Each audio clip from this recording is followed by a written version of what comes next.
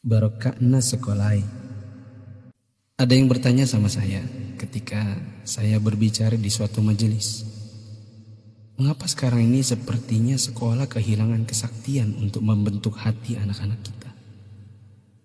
Ini pertanyaan dan bukan pernyataan saya. Saya hanya mampu menjawab begini. Dulu orang tidak sekolah setinggi sekarang ini. Bahkan di kampung tak ada yang hebat berteori pendidikan sedahsyat hari ini.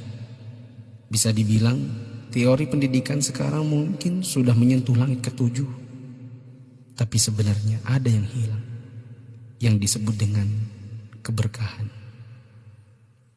Keberkahan bukan buatan manusia, melainkan pamasena puange, rahmat Allah. Bukan sekolah yang membuat orang sukses, tetapi Allah lah yang berada di balik semua kesuksesan manusia dalam usahanya. Maksudnya, secara khusus saya mengajak Anda yang berusia 40 tahun ke atas untuk menengok sejenak ke belakang. Balik. Ingat waktu kita sekolah di SD, yang nafas tak baru setengah-setengah, kita sudah disuruh ke sawah, membantu guru matanek, menanam padi, membantu guru mencari kayu bakar di dare, di kebun, mengambil air untuk dipakai guru di rumahnya, disimpan di gumbang. Teori praksis pendidikan saat ini akan berkata bahwa ini tak ada hubungannya dengan kurikulum dan media pendidikan dan lain-lain. Kita disuruh mengerjakan pekerjaan oleh guru yang seakan tiada hubungannya dengan akademik. Bukan itu saja, bahkan mungkin kita pernah menjaga jualan guru.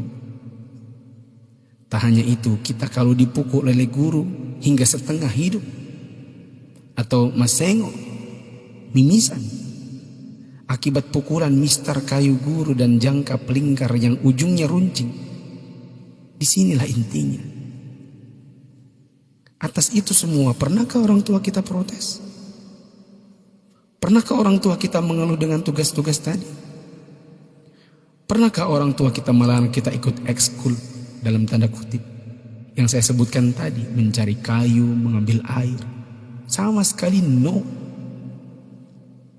Orang tua kita tak pernah mempersoalkan. Inilah mata air yang mengalirkan keberkahan. Atas kesabaran orang tua terhadap dunia persekolahan, Allah pun turun dengan tangannya.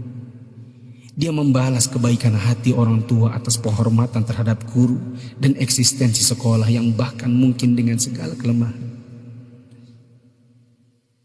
Tak perlu pakai teori pendidikan, sebab orang tua kita tak paham itu semua. Tapi teori dan kehendak Allah yang berlaku. Inilah yang disebut dengan barakah, keberkahan. Boleh jadi kita sudah jauh berjalan, tapi mari kita tengok sejenak betapa hebatnya pendidikan orang dulu.